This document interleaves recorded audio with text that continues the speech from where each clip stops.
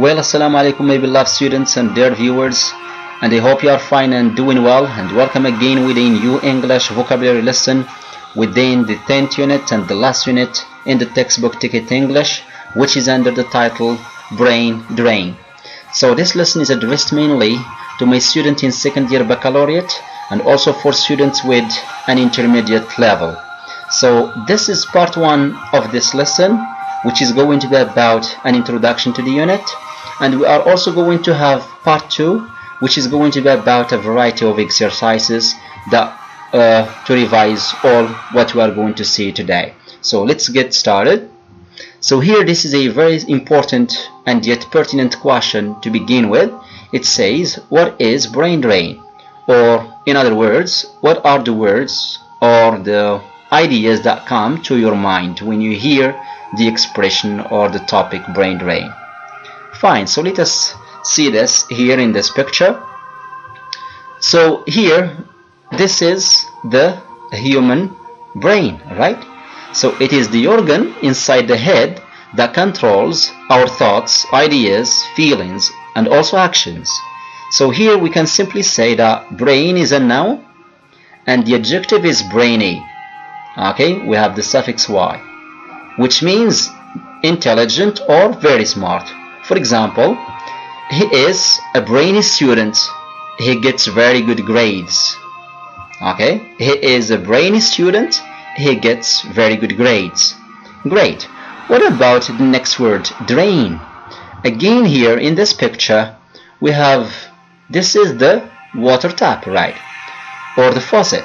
So if you turn the water tap on for a long time, so here we talk about draining water. Okay, so we say stop draining water or stop wasting water, right?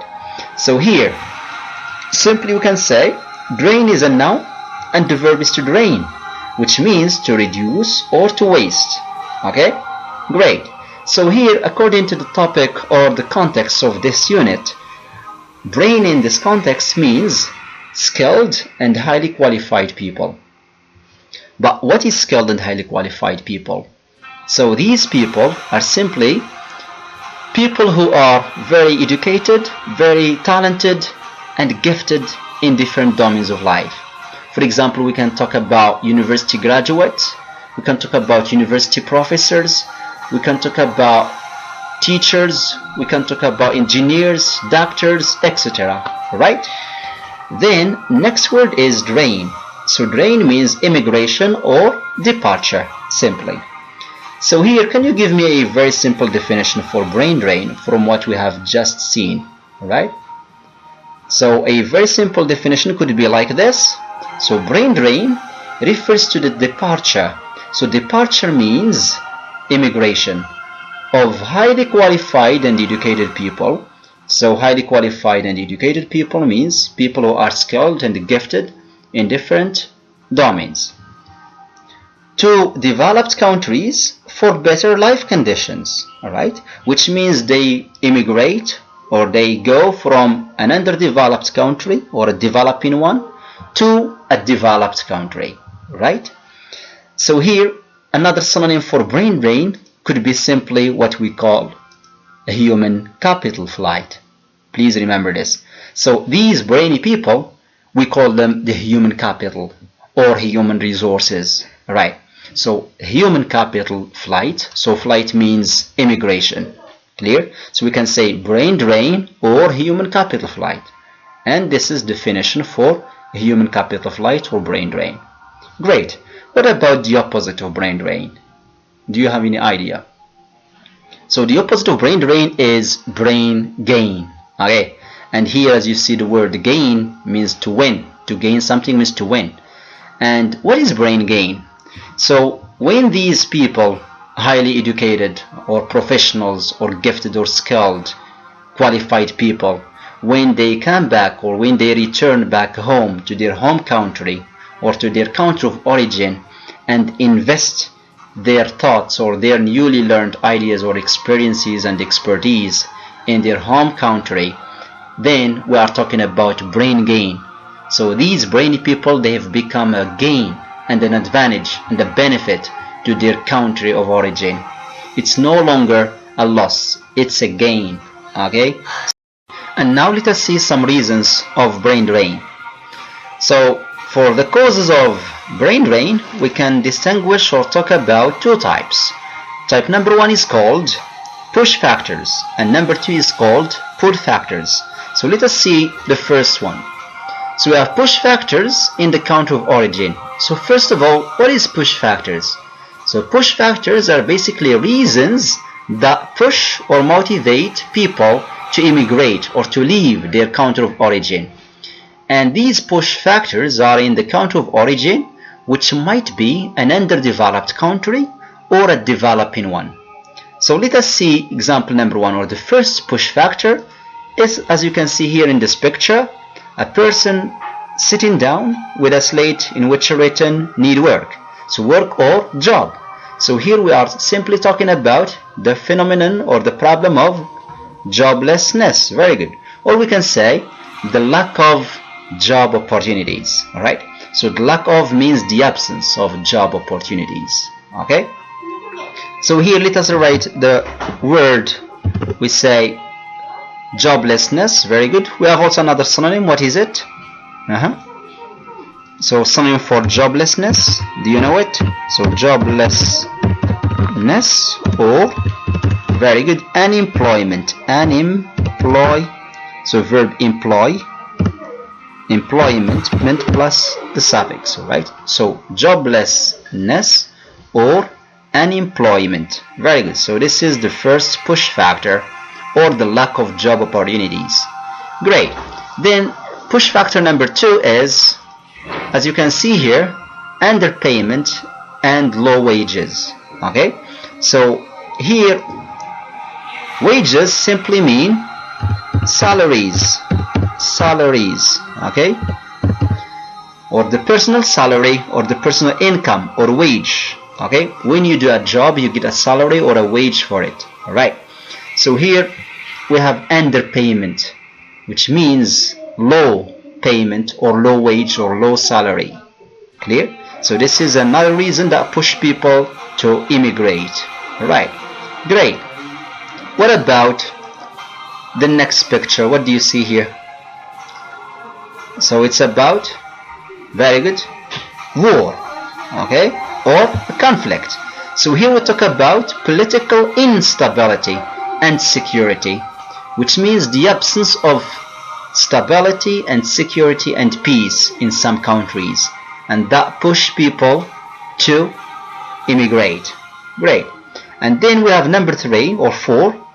It's about bad working and living conditions. Okay, as you know, in some developing countries or underdeveloped ones, people have bad conditions of work and bad conditions of life, so that push them, you know, to immigrate. And then number four, we talk about, as you can see here, the decline of educational quality. So here, simply the decline of educational quality simply means that the quality of education is going down.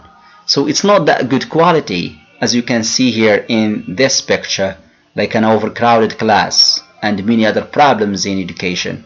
So people want to have a very good developed education. That's why they immigrate to other countries. And then finally we can talk about this issue here related to health. And as you can see here, we have poor health care system. As you know, in underdeveloped countries or developing ones, the health care system is not that well developed, and the hospitals are not well equipped and not that good quality health services. So this push also many people to decide to immigrate and leave their country of origin.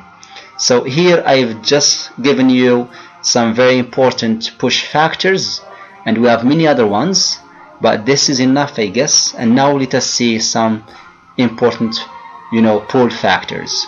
So here, let me clean this. So pull factors in the host country. So pull factors simply means factors or reasons that attract people to immigrate And here these ones we have them in the host country. So the host country is basically a developed one, right? It is a developed country.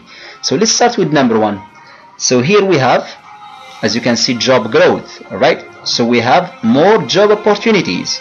So simply you can say that these pull factors are the opposite of the push factors that we have seen. Okay, this is just a hint to help you. So here, as you can see, more job opportunities in the host country. So this is a pull factor that attracts people to immigrate. Good. And then number 2, here you can see we have higher personal income. So income, here we can write another synonym for income, or revenue. Okay, income or revenue or salary. Please remember, we've talked about wage, salary, or income or revenue. These are like 4 synonyms. So in the host countries we have a higher personal income as opposed to the country of origin in which we have a low personal income. Okay, and this is a pull factor that motivates people to immigrate. Great. And then let's say number 3, we have political and social stability and safety.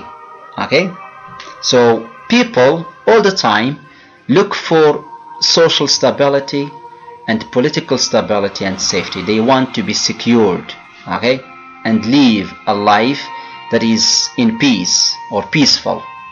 And this is a motive that attracts people to immigrate to other countries. And the next factor is better working and living conditions. It's like people feel satisfied in the host countries because their working conditions are very good and also the living conditions are very good. Alright, and this is something that attracts people from underdeveloped countries or developing ones. Okay, this is something that attracts their attention. And next we have, as you can see here, a well-developed educational system. A well-developed educational system. So here in the host countries, the education is well developed as opposed to the countries that are underdeveloped, right? And here again, the last one is freedom of expression. So freedom of expression is among our rights and very important, and many people give it value in their lives. So freedom of expression is also another motive that attracts people attention because they find that people in the host countries or in developed countries enjoy more freedom of expression. And this one unfortunately is banned in many countries which are underdeveloped or developing ones, and no need to mention some names of those countries. So freedom of expression is of great importance in our life. Okay, so this is another motive that motivates people to go to other countries. So this is all about pull factors. I've selected some very important ones, as you can see here. And now let's see some exercises. Let's start with number 1 here. Complete this table as suggested based on what we have seen. Right. So here you are going to use what we have seen before, push factors and pull factors, and classify them according to this table. And here you have personal reasons, and number 2 you have social reasons, number 3 economic reasons, and number 4 political reasons. But this is going to be a homework, and this is the end of this lesson today, and we are going to correct this exercise in the next lesson. Okay, so please try to do it, and we are going to correct it next session. And that's it for today's lesson, and please expect the correction in part 2. This is part 2 will be next lesson. It's going to be about a variety of exercises and also a very interesting game to revise all what we have studied just now. Alright, so that's it. I hope you have learned something from today's lesson, and I wish you all the best, and take care with Allah as well. and see you next time.